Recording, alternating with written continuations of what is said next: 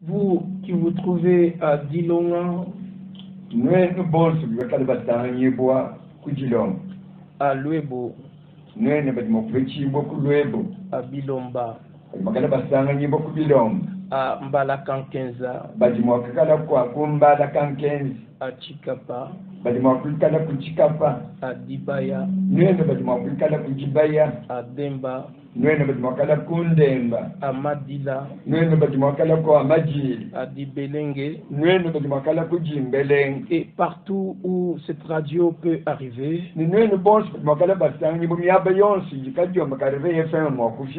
Nous vous saluons. Nous vous saluons de tout cœur.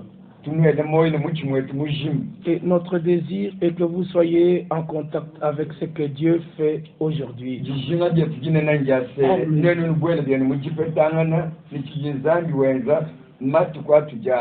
Nous basons sur les Saintes Écritures. Et vous savez que notre thème principal est le retour imminent et retour promis de notre Seigneur Jésus-Christ.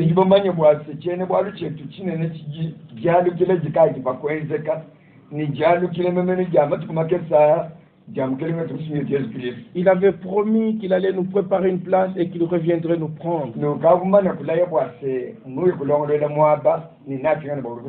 Et nous parlons aussi de l'accomplissement des prophéties bibliques dans notre temps.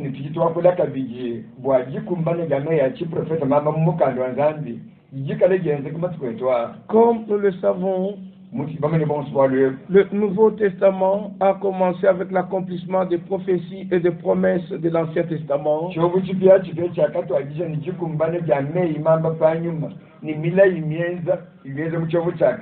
Aussi, le Nouveau Testament se terminera avec l'accomplissement des promesses et des prophéties écrites dans ce livre appelé la Bible.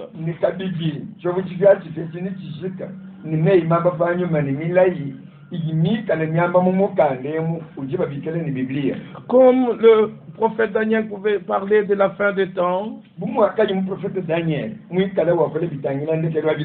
aujourd'hui nous sommes à la fin du temps de la fin. Et ainsi, en rapport avec tout ce que Dieu fait, il faut que nous soyons vraiment en communion avec Dieu et avec sa parole. Et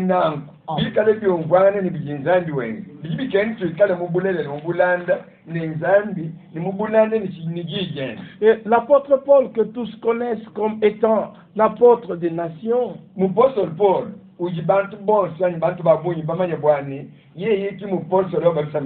à qui le Seigneur avait donné la charge d'instruire nous les païens dans les voies du Seigneur. Il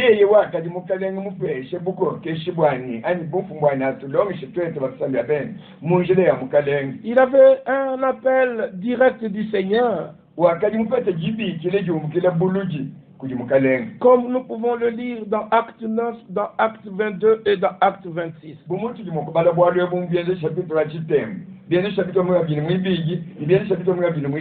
Une conversion réelle, un appel réel. Et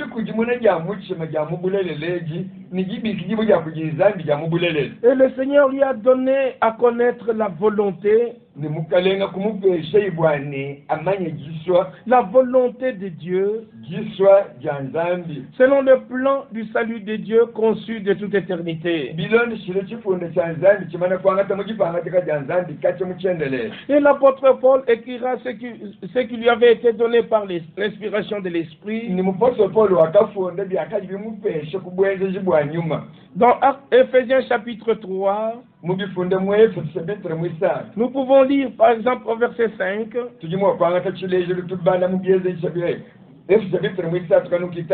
Il n'a pas été manifesté au Fils des hommes dans les autres générations,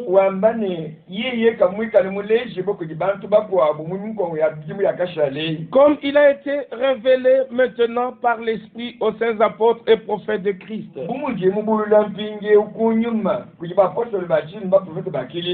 Remarquez que tout ce que Dieu fait, il nous le donne par révélation. Et ainsi, la révélation qu'avaient eu les prophètes C'est la même révélation que Dieu avait accordée aux apôtres du Nouveau Testament. Parce que Pierre parle aussi de cette révélation qui avait été donnée aux prophètes. Dans 1 Pierre au chapitre 1er, au verset 10 et le verset jusqu'au verset 12, les prophètes qui ont prophétisé touchant la grâce qui vous était réservée,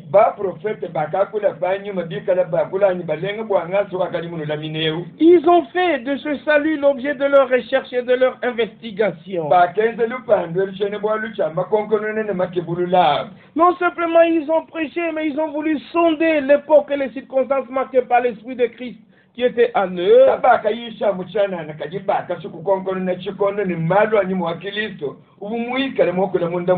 Parce qu'ils voulaient savoir quand est-ce que les choses qu'ils ont prêchées trouveraient leur accomplissement.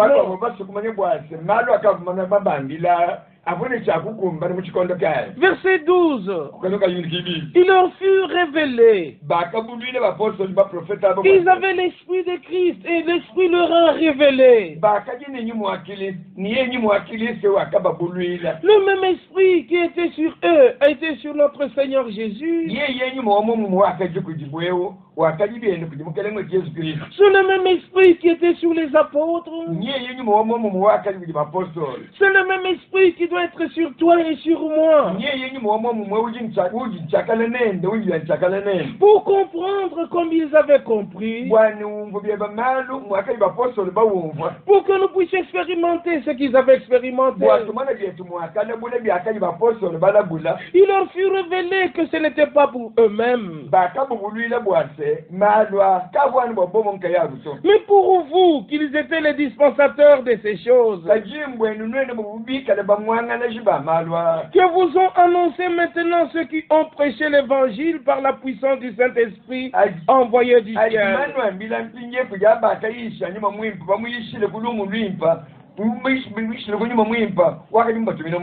Oui, par la puissance du Saint-Esprit, ils ont maintenant annoncé l'évangile.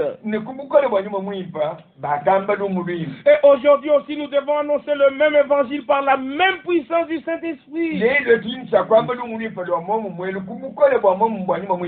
Parce que dans Actes chapitre 1 au verset 8, le Seigneur ressuscité, après leur avoir donné des instructions et leur avoir enseigné au sujet du royaume de Dieu,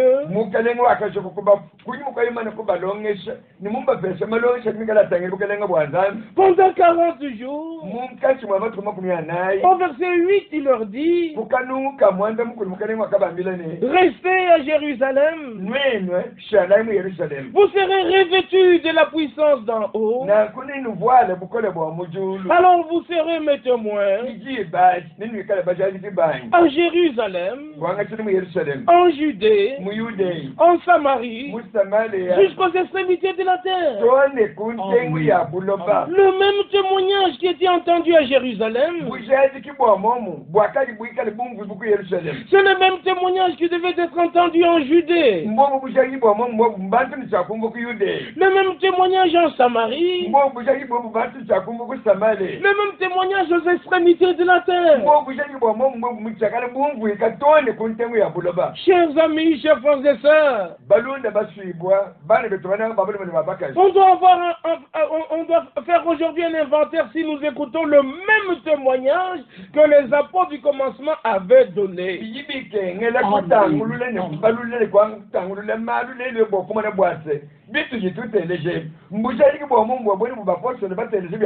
On doit avoir le même Saint-Esprit qu'eux avaient.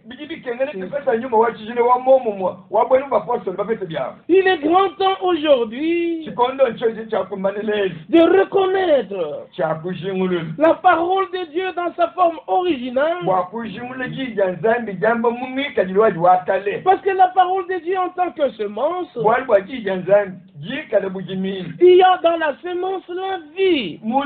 Amen. Il n'y a que dans la parole, dans la semence où il y a la vie.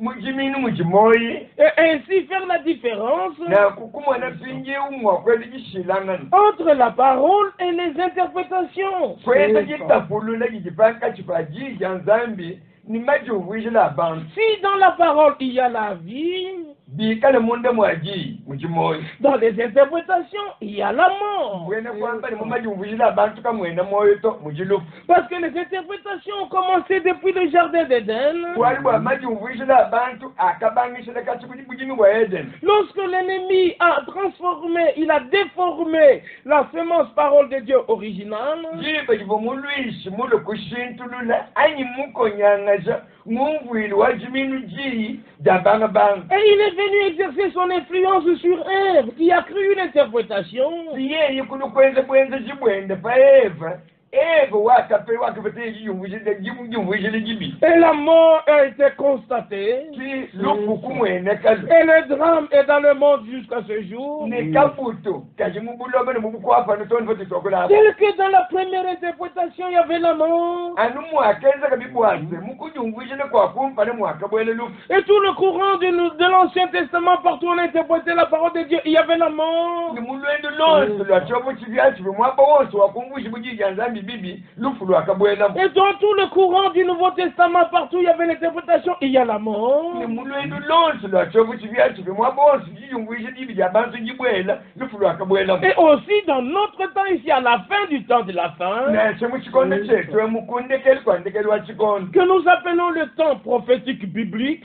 tubikile ne chikondo cha chiprofeti cha mumukando wa nzambi c'est-à-dire dans notre temps, les prophéties sont en train de s'accomplir. ene kwamba ni muchikondo chetu emumeyi mama achiprofeti agenda akumbana Et aucune prophétie de l'écriture ne peut être sujet d'interprétation particulière. nankujina shimo ya jambo mumeyi achiprofeti amumifundu tagende bwali bwa muntu mwakujumvishile mujimusoto Le temps est arrivé chikondo ncheke chakukumbana où nous devons nous éloigner de tout ce qui est interprétation. situjimwakumbuka kusemene kule nebi byonse byonse bikale babikale bumajumvishile abunka yabo Et nous devons retourner à Dieu. nitugine bwakwalikile kuyizambi Nous devons retourner à la parole originale. tugine bwakwalikile kujija akajikubangabanga C'est ainsi que nous aurons une orientation divine. akujibaji nituvete bulomboji bwabulwile kujinzambi On ne peut même pas retourner au temps de la Réformation. katwene nansomene nijiba jatwe tukwalukila kubyakenzulu byakajibenzulula to Il y a 500 ans derrière nous. kukaji bijimu mkameitani bishali kunyuma kwe Non, nous devons retourner bikengele twalukila à l'enseignement des apôtres. kujilonga chibya bapostoli Et cette expression prophète et apôtre ni chakwije cyane baprofeti ne bapostoli que nous avons lu dans Éphésiens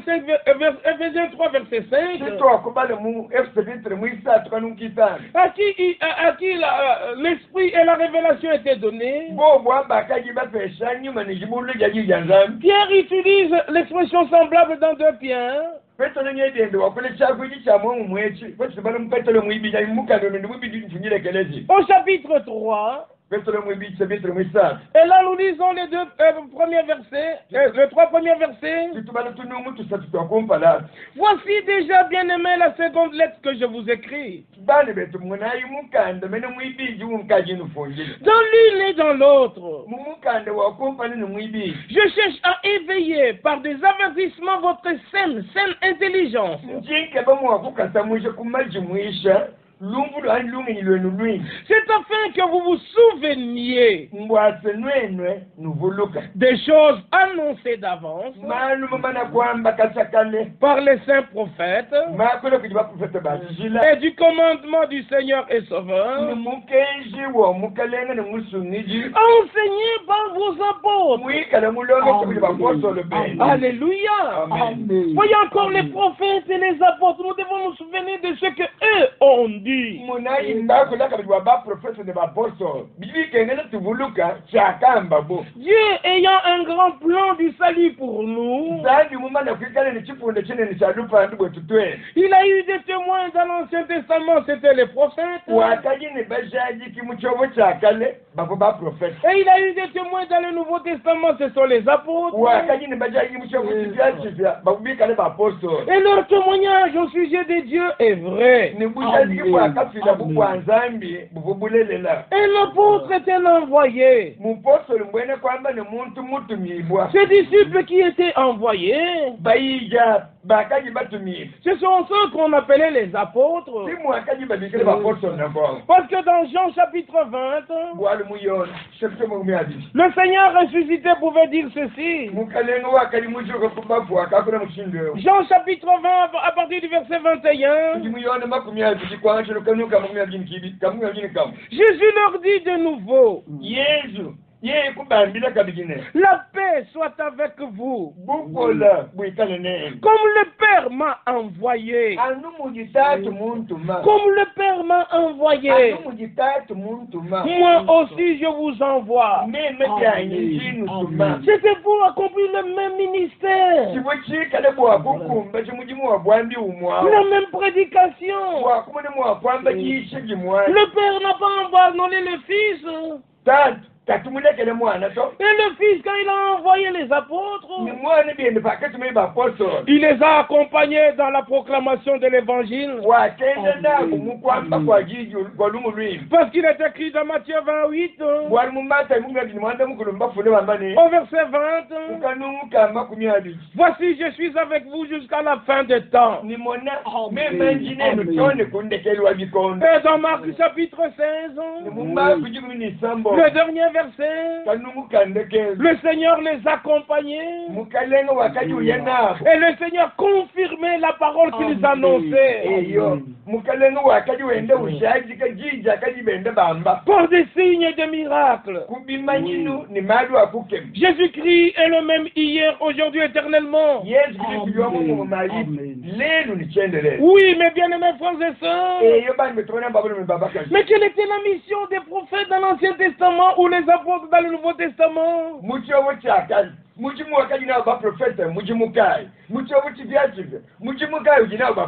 Si nous pouvons lire par exemple dans 2 Chroniques, au chapitre 24, afin que vous compreniez le but pour lequel le Seigneur a envoyé les prophètes. Luc chapitre 2 Chroniques chapitre 24, au verset 19, le Seigneur envoya parmi eux des prophètes pour les ramener à lui.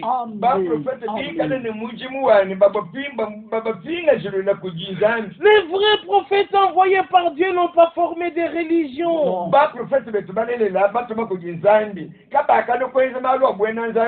Ils n'ont pas formé leurs propres disciples. Il en est de même des apôtres dans le Nouveau Testament. Ils n'ont pas formé une nouvelle religion. Ils n'ont même pas fondé l'église. Il n'y a qu'un seul fondateur de l'église, c'est Jésus-Christ. Il a dit dans Matthieu chapitre 16, verset 16 jusqu'à verset 18, je, pronom personnel,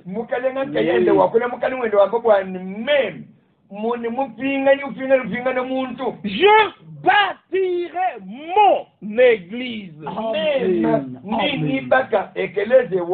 Et les portes du séjour des morts ne prévaudront point contre elle. Et l'apôtre Paul d'ajouter dans 1 Timothée au chapitre 3, verset 14 et verset 15, si je tarde à venir, tu sauras comment il faut se conduire dans la maison de Dieu, c'est la maison de Dieu qui est l'église du Dieu vivant. La colonne est l'appui de la vérité. L'église de Jésus-Christ ne soutiendra pas le mensonge ni les interprétations.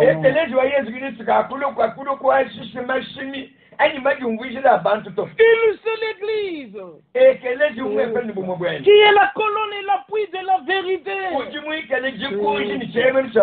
Ésaïe 45, verset 22-23.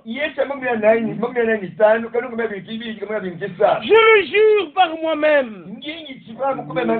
La vérité sort de ma bouche. Et dans 1 Roi chapitre 18, 17, au verset 24, la femme pouvait dire à l'homme de Dieu, je reconnais maintenant que tu es un homme de Dieu et que la parole de Dieu, pas ta parole mais la parole de Dieu, dans ta bouche est la vérité. C'est la parole de Dieu dans la bouche du prophète qui est la vérité. Dans Exode 4, versets 14 et 15, le Seigneur pouvait dire à Moïse, le prophète, et Aaron qui devait devenir souverain sacrificateur, je mettrai mes paroles dans ta bouche. Et tu les mettras dans la bouche d'Aaron. Moïse avait sa bouche. Aaron avait sa bouche.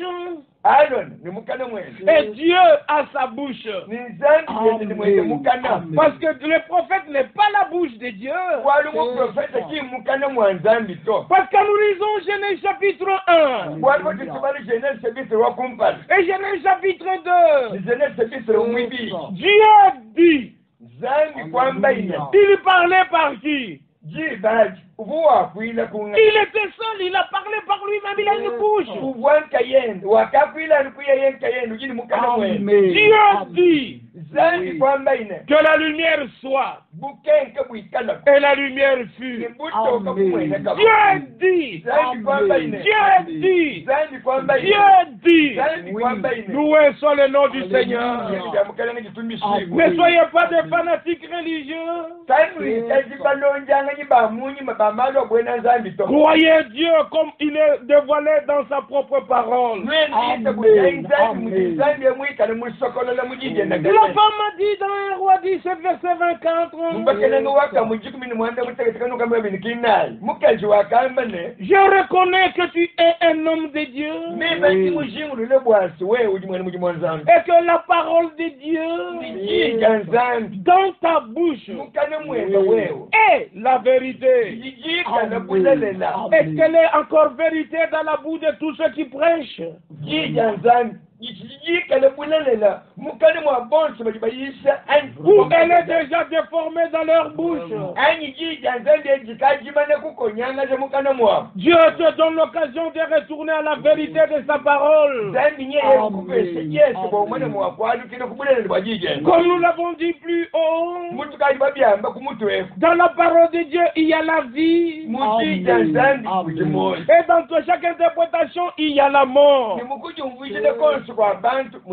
Nous avons besoin de la même commission que les apôtres avaient. Une commission divine pour avoir la même compréhension, pour avoir la même révélation, comme nos frères au commencement de l'église. Car nous ne sommes pas au temps de la réformation. Nous sommes au temps où nous devons être restaurés. Et la restauration doit être la restauration de toutes choses.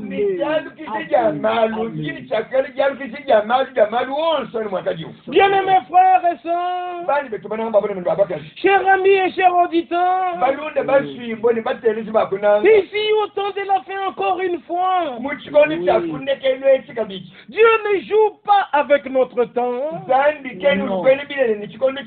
Et nous ne devons pas non plus jouer avec le temps de Dieu. Aujourd'hui, si vous entendez sa voix, n'endurcissez pas votre cœur. Et comme notre sujet principal est le retour du Seigneur, selon Jean 14, verset 3, et nous savons aussi ce que les Saintes Écritures disent en rapport avec le temps de la fin. Que ce soit dans Matthieu chapitre 24, que ce soit dans Luc chapitre 17, que ce soit dans Luc chapitre 21, que ce soit dans Marc chapitre 13, dans tous ces évangiles, on nous montre l'aspect du temps de la fin. Aujourd'hui, même un aveugle avec sa canne, il peut ressentir que quelque chose va bientôt arriver sur la terre.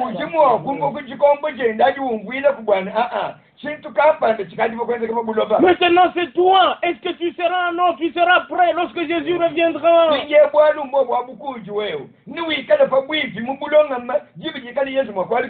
Toute chose dans l'église du Dieu vivant doit être restaurée.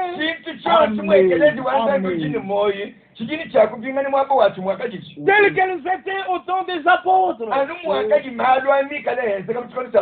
Parce qu'aujourd'hui, les gens sont enseignés d'une manière traditionnelle.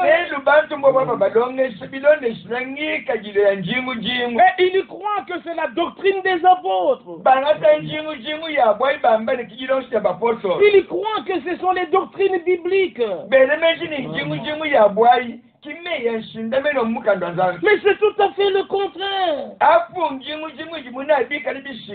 Nous devons suivre Dieu. Les empreintes des pas du Seigneur. Depuis le temps où il est sorti de l'éternité. Parce qu'aujourd'hui, selon l'enseignement traditionnel, quand nous parlons dans le christianisme, sans pour autant tenir compte des autres religions, parce que les islamistes sont religieux, les bouddhistes sont religieux, mais ceux qui suivent les hindous sont des religieux. Maintenant nous nous occupons d'abord dans le christianisme. La grande majorité ce sont des trinitaires.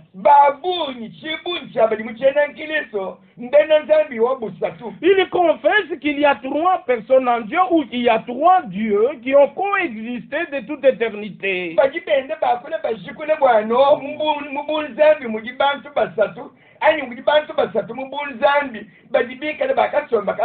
Non simplement il le confesse, il le croit et il l'enseigne.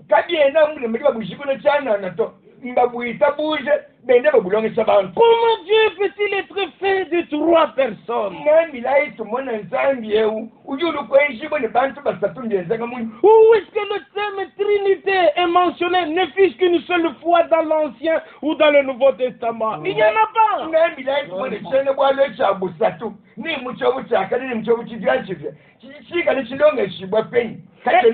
Et dans ce christianisme traditionnel, où la grande majorité est trinitaire ou triunitaire,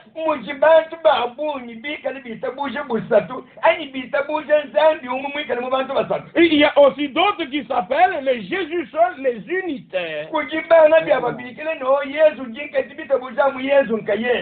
cette doctrine de Jésus seul, ce sont les gens qui confessent que Jésus priait à lui-même.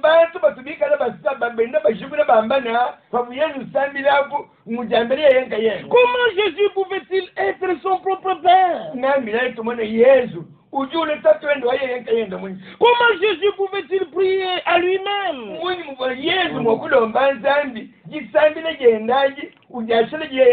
Ni les Trinitaires, ni les Jésus seuls, tous sont sur deux chemins faux. Nous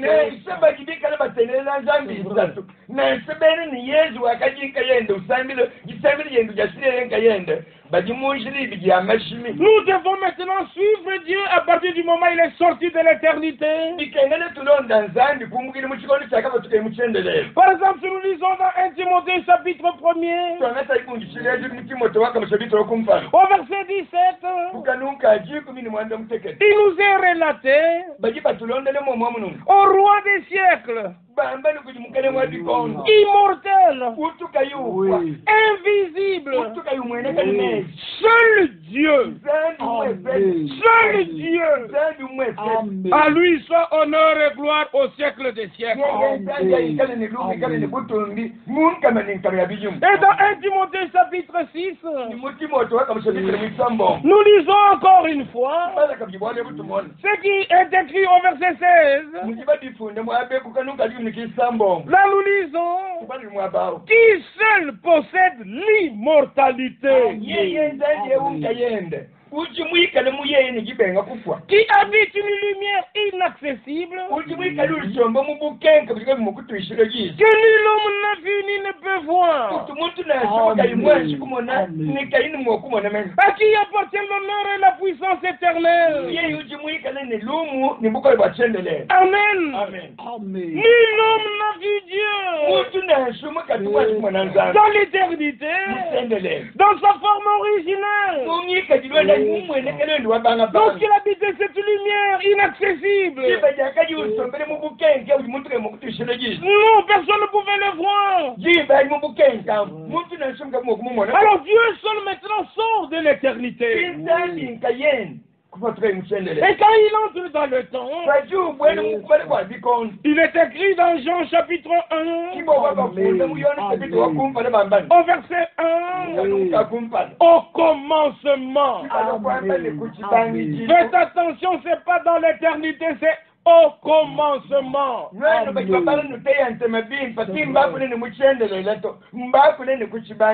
Au commencement, c'est à partir du moment où Dieu a quitté et il est sorti de l'éternité.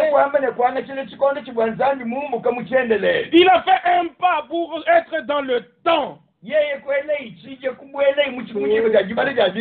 Parce que l'éternité on ne compte pas les jours, ça n'a pas d'hier, aujourd'hui et demain.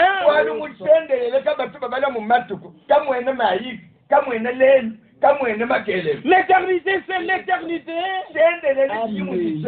Au commencement était la parole, c'est-à-dire le logos. Le logos qui était au commencement. C'était une forme d'apparence visible, spirituelle, du Dieu invisible. Tel que nous l'avons lu dans 1 Timothée 1 verset 16. Le logos, l'apparence, la forme visible d'apparence du Dieu invisible.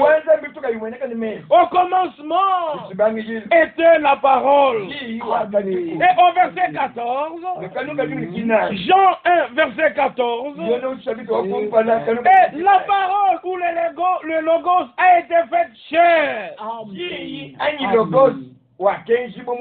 Pas un fils qui était fils dans l'éternité. Et il est devenu fils sur la terre. C'est un enseignement et une confession erronée.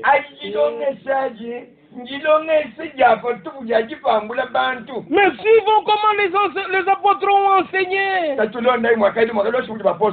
que nous avons lu dans Ephésiens 3, verset 5. Et nous avons lu dans 2 Pierre, chapitre 3, verset 1 à 3. Que nous devons toujours nous souvenir de ce que les prophètes et les apôtres ont enseigné. Et aussi dans Colossiens 1, verset 15. Il est écrit, le Fils, il est l'image du Dieu invisible. Le Dieu invisible. Maintenant, il a pris une forme visible. D'apparence dans le Nouveau Testament. Maintenant, dans un corps de chair. Dans Genèse 1. Et dans tout le cours de l'Ancien Testament. Il était dans un corps spirituel. Et dans le Nouveau Testament, le même Seigneur, il est venu dans un corps de chair et de sang. Et on peut le résumer ainsi, que le Yahvé de l'Ancien Testament, c'est le Jésus, Yeshua du Nouveau Testament. Et dans Jean 8, verset 58, le Seigneur pouvait dire, avant qu'Abraham fût, je suis. Pourquoi dans tout l'Ancien Testament ou le Nouveau Testament la Trinité n'est pas mentionnée? Et le monde du christianisme a été bombardé de cet enseignement.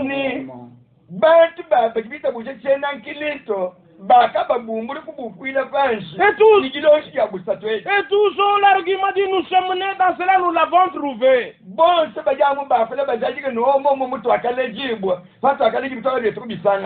mensonge, même s'il dure 20 siècles, il sera toujours mensonge. Il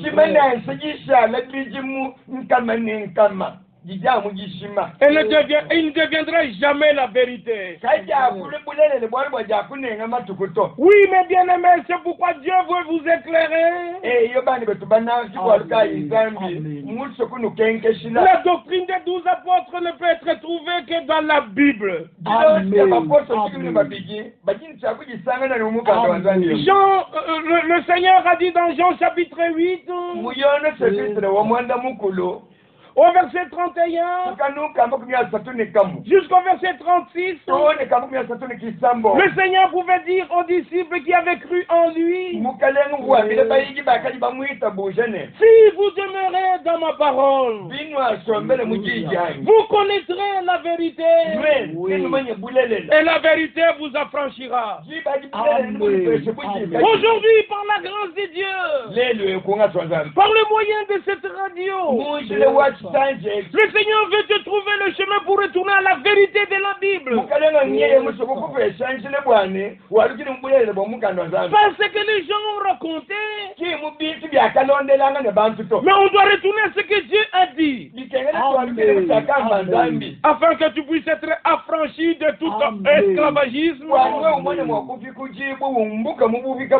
Aujourd'hui, le Seigneur veut briser les chaînes de la prison. Et te rendre totalement libre. Et que tu prennes part à la liberté des enfants de Dieu. Ils n'ont pas un autre maître si ce n'est Dieu lui-même.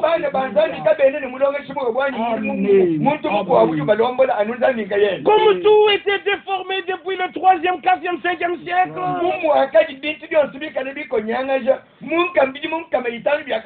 C'est pourquoi ici, avant le retour du Seigneur, une restauration complète, totale devrait avoir lieu.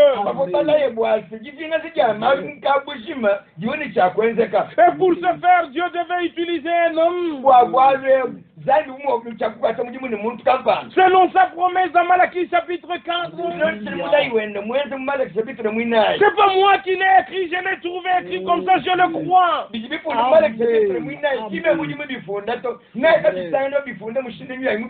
Avant le jour grand et redoutable du Seigneur, je vous enverrai, lui le prophète. Mais quel est ce jour grand et redoutable? Parce que Pierre aussi en a parlé dans sa première prédication lors de l'établissement de l'église.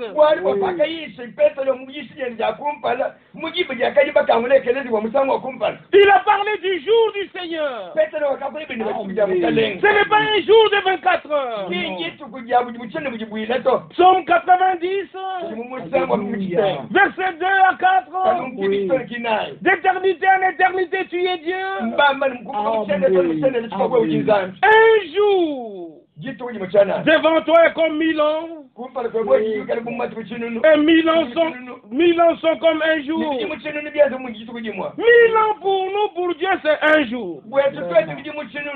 Un jour pour Dieu, pour nous, c'est 1000 ans pour nous, pour Dieu, c'est un jour. Et un jour pour lui et pour nous, 1000 ans. Et dans 2 Pierre chapitre 3 verset 8, cela est confirmé ainsi. Alors si nous comptons d'Adam jusqu'à Abraham, 2000 ans se sont écoulés. Et d'Abraham jusqu'à Jésus, 2000 ans se sont écoulés. Soit 4000 ans ou 4 jours. De Jésus jusqu'à nos jours, 2000 ans aussi se sont écoulés. Soit 6 jours. Et il reste un jour qui correspond au millénium, qui sera le règne de Christ. Et Dieu, dans sa fidélité, a envoyé un prophète, non pas pour fonder une religion ou une nouvelle église, mais pour nous ramener à lui comme nous l'avons lu dans 2 Chroniques chapitre 24. Il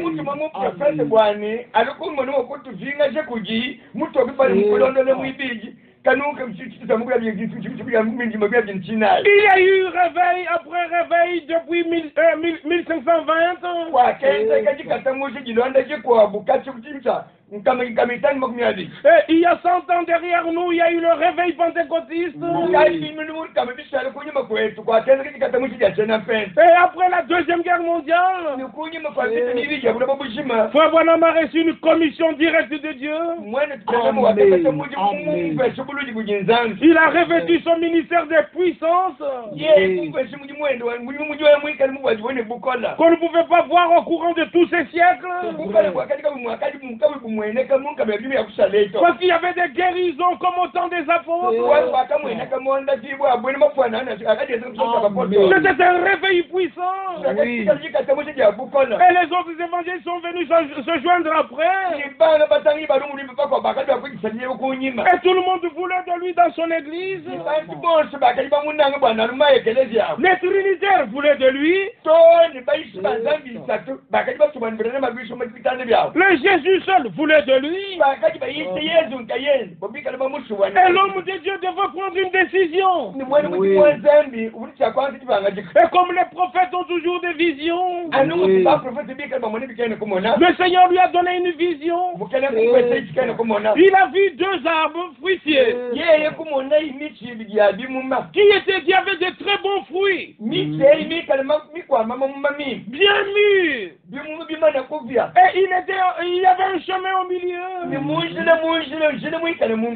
il s'est mis sur le chemin. Et le Seigneur lui a dit, de ta main gauche saisis l'arbre qui est à gauche. de ta main droite, saisis l'arbre qui est à ta droite. Secoue vigoureusement tous les deux arbres. De toute ta force. Et c'est ce qu'il fit dans la vision. Les fruits ici tombèrent. Et à droite aussi les fruits tombèrent.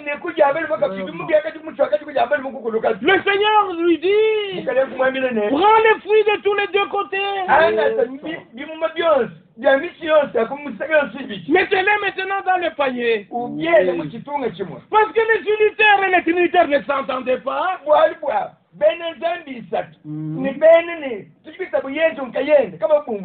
Et ils voulaient tous la voir.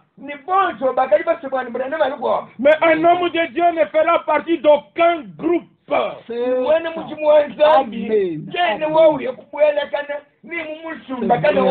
Il est dans le plan de Dieu pour que le peuple de Dieu soit dans le royaume de Dieu.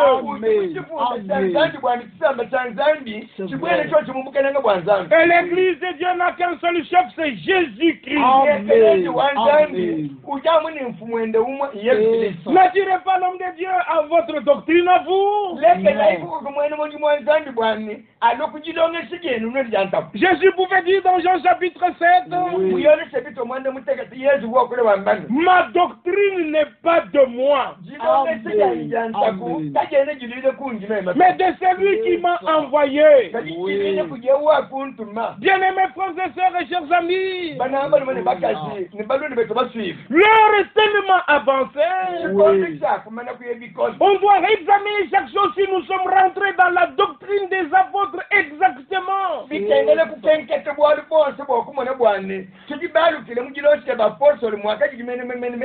Aujourd'hui, c'est un peu triste de voir même ceux qui se réclament de Branham.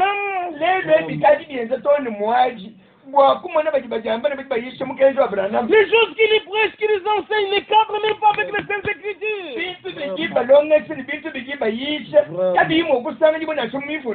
Je vous le dis au nom du Seigneur, abandonnez ces gens-là. Ils ne sont pas à la bouche. Branham a dit, Branham a dit, Branham a dit, Branham a dit.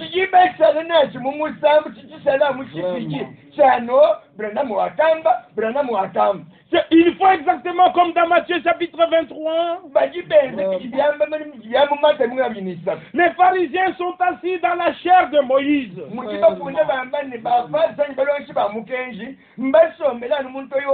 Moïse a dit, Moïse a dit, Moïse a dit. Mais le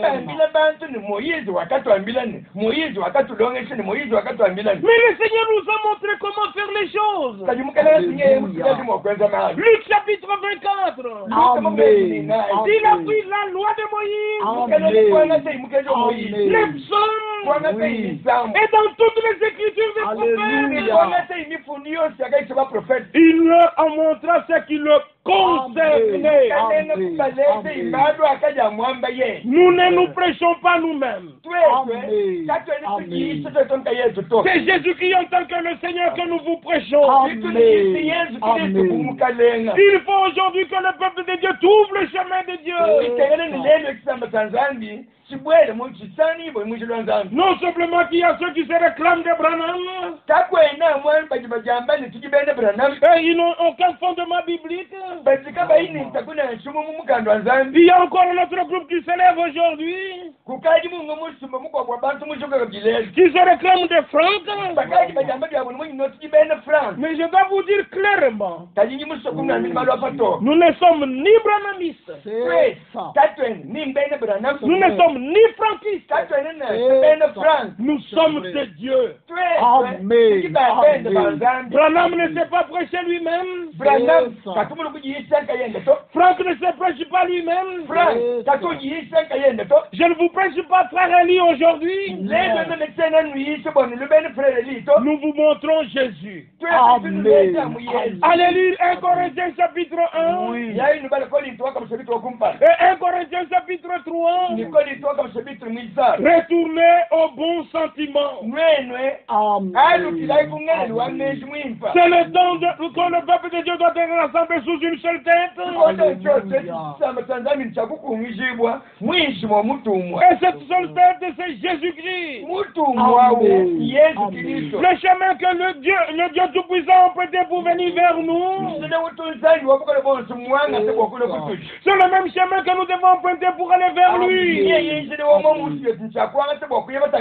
Dieu était en Christ, réconciliant le monde avec lui-même, en habitant pour ressembler aux enfants. En Christ, le prix a été payé pour nos péchés. En Christ, le mur de séparation est détruit. En Christ, l'amour de Dieu a été manifesté. Et la vie est offerte. Recevez la vie éternelle. Recevez l'amour de Dieu. Si la sémence parole de Dieu est dans votre cœur, dans laquelle il y a la vie, le Saint-Esprit vous couvrira de son ombre. Alors tu pourras dire avec Paul, dans Galates chapitre 2 verset 20, ce n'est plus moi qui vis, mais c'est Christ qui vit en moi. Et Christ en nous, il est l'espérance de la gloire. Dans Jean 14 verset 6, le Seigneur pouvait dire, je suis le chemin, je suis la vérité, je suis la vie. Oh, que Dieu puisse avoir son chemin jusqu'à toi, et que tu puisses revenir au bon sentiment. C'est le temps de restauration de toutes choses. Comme nous l'avons dit, la doctrine trinitaire est fausse, il fallait qu'il y ait une correction.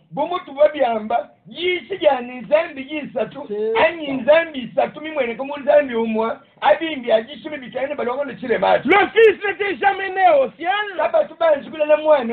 ou dans l'éternité. Le Fils était né sur la terre. Matthieu 1 verset 1. Généalogie de Jésus-Christ, fils de Dieu, fils d'Abraham, fils de David. Alléluia. C'est sur la terre. Galates chapitre 4. Quand le temps fut accompli, Dieu a envoyé son Fils, né d'une femme. Ce n'était pas au ciel, mais sur la terre. Il est né sur la terre. C'est alors que Dieu pouvait l'envoyer afin d'annoncer la bonne nouvelle du royaume. C'est le temps de retourner à Dieu. C'est le temps de se préparer. Parce que Dieu confirme sa parole dans notre temps. De même qu'il y a une union qui se fait sous l'Antichrist. Il y a une union qui se fait de tous les vrais enfants de Dieu sous Christ.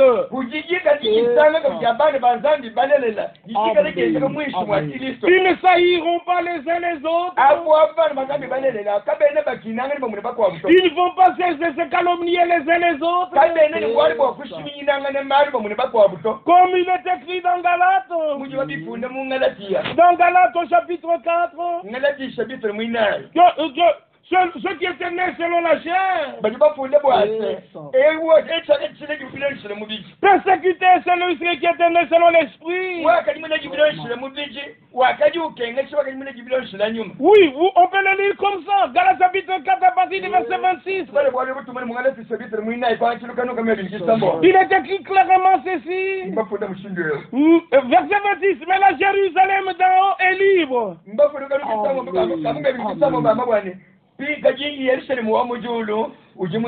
C'est notre mère.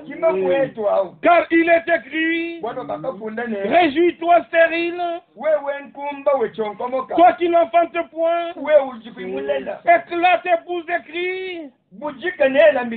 Toi qui n'as pas éprouvé les douleurs de l'enfantement, car les enfants de la délaissée seront plus nombreux que les enfants de celles qui étaient mariées. Écoutez maintenant le verset 28. Pour vous, frères, comme Isaac, vous êtes les enfants de la promesse. Les enfants de la promesse croient la promesse pour notre temps. Puis vient le verset 29. De même qu'alors, celui qui était né selon la chair persécutait celui qui était né selon l'esprit. Ainsi en est-il encore maintenant. Celui qui était né selon la chair persécutera toujours celui qui est né selon l'esprit.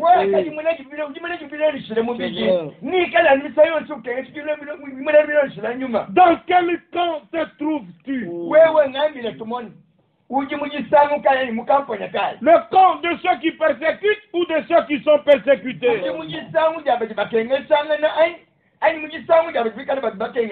Du camp de ceux qui trouvent ou de ceux qui amènent la paix?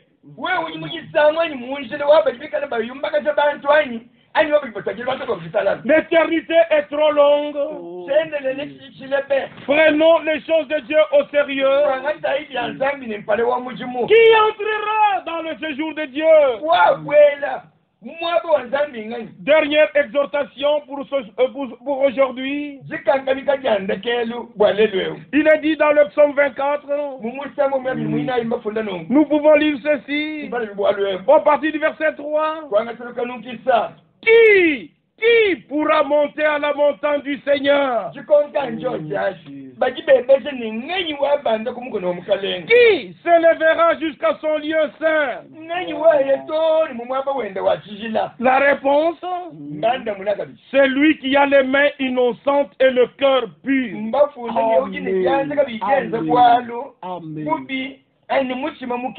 Que Dieu donne à tous un cœur pur et des mains innocentes.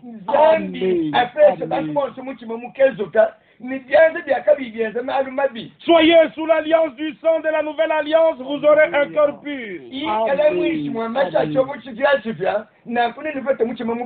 Repentez-vous et vous serez pardonnés. Et vous lirez la suite. Que Dieu vous bénisse richement dans vos maisons. Prenez une décision pour Dieu. Et que Dieu vous donne au-delà de tout ce que vous lui demandez. Au nom de Jésus-Christ. Amen.